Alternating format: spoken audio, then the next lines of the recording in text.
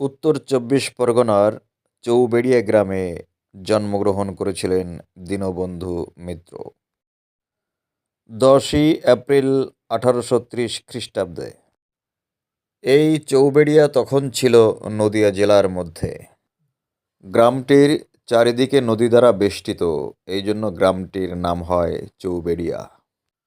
দীনবন্ধু মিত্র এই গ্রামেই জন্মগ্রহণ করেন, এই গ্রামের পাঠশালাতেই পড়াশোনা করেন। বাবা মা তার নাম রেখেছিলেন গন্ধর্ব নারায়ণ। তার বাবার নাম ছিল কালাচাঁদ মিত্র। এটা চাকদা বনগাঁ বাস রুট।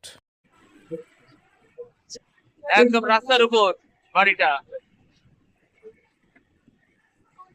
এইদিকে চাকদা এবং নিমতলা, আর এইদিকে বনগা এবং নহাটা।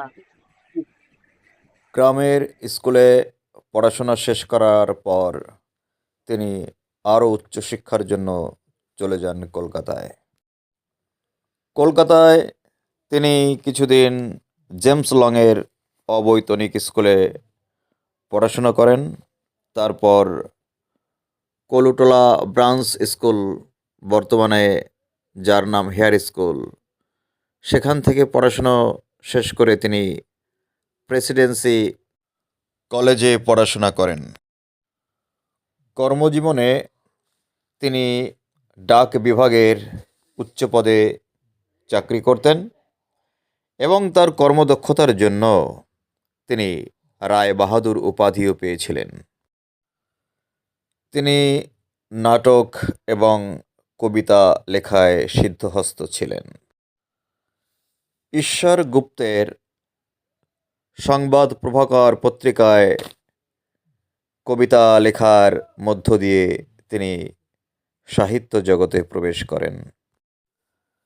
তার উল্লেখযোগ্য রচনার মধ্যে ছিল নীলদর্পণ, নবীন তপস্বিনী, সধবার একাদশী, বিয়ে পাগলা বুড়ো, জামাই বারিক, কমলে কামিনী, দ্বাদশ কবিতা, সুরধুনী কাব্য। এর মধ্যে নীলদর্পণ নাটকটি তাকে ব্যাপক খ্যাতি এনে দেয়। সধবার একাদশী আর বিয়ে পাগলা বুড়ো, এই দুটো ছিল প্রহসন। দ্বাদশ কবিতা এবং সুরধুনী কাব্য ছিল দুটি কাব্যগ্রন্থ। নীলদর্পণ নাটকটি প্রকাশিত হয়েছিল ঢাকা থেকে 1860 খ্রিস্টাব্দে। এটিই ছিল তার লেখা প্রথম নাটক এবং এটিই ছিল ইংরেজিতে অনুবাদিত প্রথম বাংলা নাটক।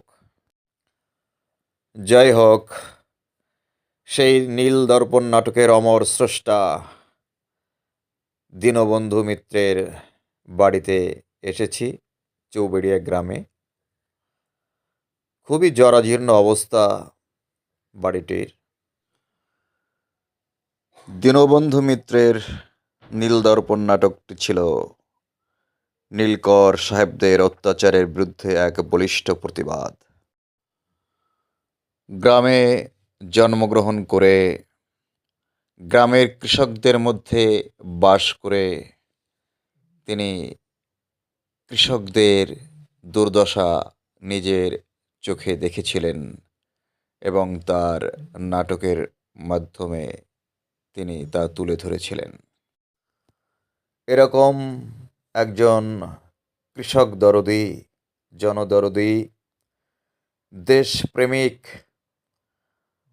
সাহিত্যিক নাট্যকারের বাড়ির এই ভগ্ন জীর্ণ দশা কোনো মতেই মেনে নেওয়া যায় না। সরকারের উচিত বাড়িটির সঠিক সংস্কার করা, কারণ বাড়িটি অত্যাচারের বিরুদ্ধে প্রতিবাদের স্মারক চিহ্নস্বরূপ। বাড়িটি থেকে পশ্চিম দিকে রাস্তা ধরে একটু এগোলেই ঐতিহাসিক নীল বিদ্রোহের প্রতীক নীল গাছ। নীল গাছটা আছে কিন্তু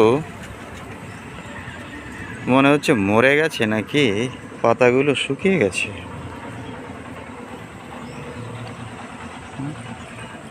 খুব করুণ অবস্থা। চৌবাড়িয়া 1 নং গ্রাম পঞ্চায়েত।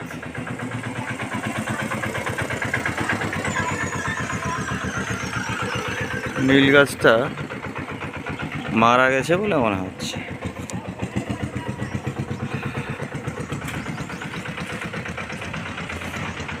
চৌবাড়িয়া হাই স্কুলের মাঠ, তার পাশেই রয়েছে এই নীল গাছটা, কিন্তু তার অবস্থা খুব করুণ। মারা গেছে কিনা কে জানে। এইটা হচ্ছে Chaubaria high school,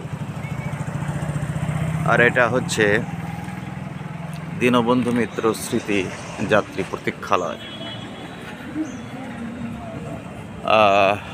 Chaubaria high স্কুলের সামনে স্কুলের মাঠে নীল গাছটা সুন্দরভাবে সংরক্ষিত ছিল, কিন্তু তার করুণ অবস্থা। এটা হচ্ছে চৌবাড়িয়া হাই স্কুল, চৌবাড়িয়া দীনবন্ধু বিদ্যালয় উচ্চ মাধ্যমিক।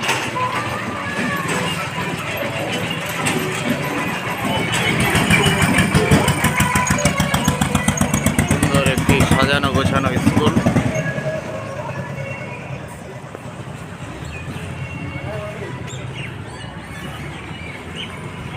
দীনবন্ধু মিত্রের নামেই স্কুলটা নামাঙ্কিত। সুন্দর একটি স্কুল, সাজানো গোছানোর ভিতরে। ওখানে দীনবন্ধু মিত্রের একটা মূর্তি আমরা দেখতে পাচ্ছি।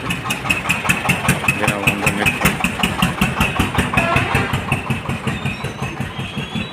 সুন্দর সাজানো গোছানো স্কুল।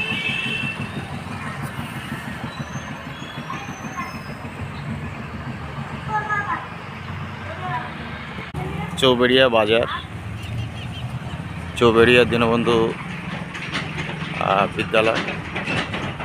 দাঁড়িয়ে আছে চৌবাড়িয়া অটো স্ট্যান্ডে, অটো পুলিশ।